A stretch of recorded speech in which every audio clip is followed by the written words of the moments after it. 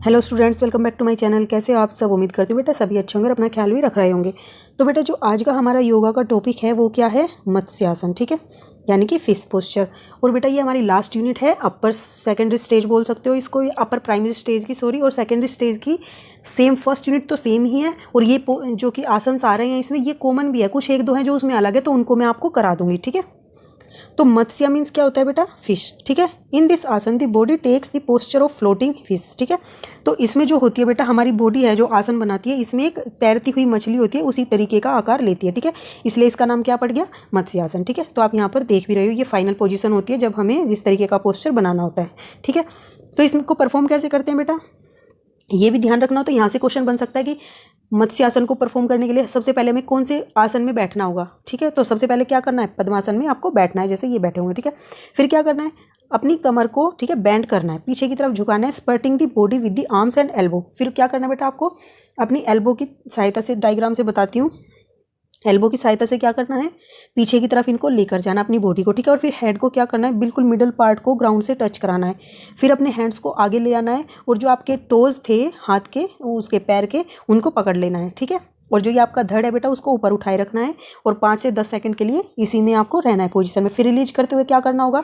सबसे पहले आपको अपने हैंड्स को क्या करना होगा? यहाँ पर लेके आना होगा, उसकी सहायता से अपने जो ये पार्ट है हेड उसको ग्राउंड पर लेकर आना है, ठीक है। फिर धड़ को नीचे ग्राउंड फ्लोर पर लेकर आना है, ठीक है। उसके बाद क्या करोगे? अपने लेग्स को रिलीज करोगे और फिर थोड़ी देर के लिए इसी पोजीशन में लेट जाओगे, ठीक है, जैसा कि इस वाले में दिखाया गया है। तो अपने हैंड्स की सहायता से आपको ऐसे करके धड़ को नीचे लेकर आना है, और जो सिर है उसको सीधा कर लेना है। फिर इन पोजीशन को खोल के रिलैक्स होकर बैठ जाना है, ठीक है, अनलॉक करके अपने लेग्स को। ओके, अब इसमें किन किन बातों का ध्यान रखना है बेटा? Keep trunk erect while sitting in the padmasana, ठीक है। तो आपने आपको अपने धड़ को बिल्कुल सीधा रखना है जब आप क्या इस पोजीशन में बैठोगे पद्मासन की, ठीक है। Raise the trunk only to the extent of comfortable position, spine should be arch to the maximum, ठीक है। तो आपको अपने धड़ को उतना ही उठाना है जितना आप कंफर्टेबल फील कर सको, ठीक है। और spine should be arch to the maximum, और मतलब कि स्पाइन जो है आपकी उसको आर्क की फॉर्म में बनाना है, जितना आप कर सकते हो सिर्फ उतना ही, ठीक है। Take the support of elbow while bending backward and lowering the chest, ठीक है। और अपनी जो एल्बो की सहायता ले सकते हो जब आप क्या करते हो? पीछे की तरफ झुकते हो, ठीक है। और अपनी मतलब कि लोवरिंग दी चेस्ट, या फिर क्या करते हो? वापस से सेम पोजीशन में आते हो, तब भी आप एल्बो की सहायता ले सकते हो, ठीक है। Do not bend the neck backward with the jerk, और आपको मतलब कि पीछे एकदम से झटके से नहीं जाना है, धीरे धीरे करके जाना है। Do not remove the support of the elbows to the neck while lifting up the chest, ठीक है। तो बेटा आपको किसी भी तरीके का एल्बो मतलब कि क्या है? Do not remove the support of the elbow to the neck while lifting up the chest, ठीक है। तो जब आप अपने शरीर को ऊपर उठा रहे होते हैं तो आपको अपने हैंड्स का मतलब कि सहायता लेनी है, इसमें कोई कोताही नहीं बरतनी है कि आप एकदम झटके से ऊपर उठा रहे हो, और अपने हैंड्स को इसी तरीके से रखना है जब तक आप ऊपर तक ना उठा लो, ठीक है। फिर बेटा बेनिफिट्स क्या हैं इसके?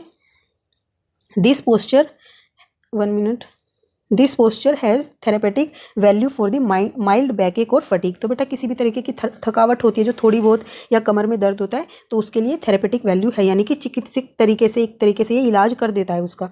दी posture give very gentle exercise to the spine and make the body flexible. तो फ्लेक्सिबल तो बेटा ये बनाते हैं, जितने भी हम स्पाइन से रिलेटेड करते हैं या मतलब कि बैक से रिलेटेड कोई भी आसन करते हैं तो वो हमारी फ्लेक्सिबल बनाते हैं स्पाइन को, ठीक है। This is useful for the throat problem like tonsillitis, ठीक है।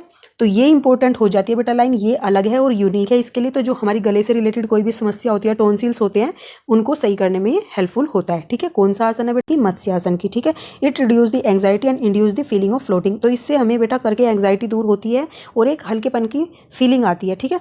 अब लिमिटेशन क्या है इसका? अवॉइड प्रैक्टिसिंग दिस आसन in case of peptic ulcer, heart disease, hernia और प्रॉब्लम्स इन बैक, ठीक है। अगर किसी को इस तरीके की कोई परेशानी है तो उसको ये करने से बचना चाहिए, ठीक है। तो ये तो था बेटा मत्स्यासन के बारे में। उम्मीद करती हूँ सारा अच्छे से समझ आया होगा। नेक्स्ट टॉपिक हम अपनी नेक्स्ट वीडियो में करेंगे, ठीक है, और जल्दी ही ये कंप्लीट होने वाली है, ठीक है। तो इस वीडियो में इतना ही बेटा, तब तक के लिए ऐसे ही हंसते रहिए, मुस्कुराते रहिए, पढ़ते रहिए और आगे बढ़ते रहिए। Thank you.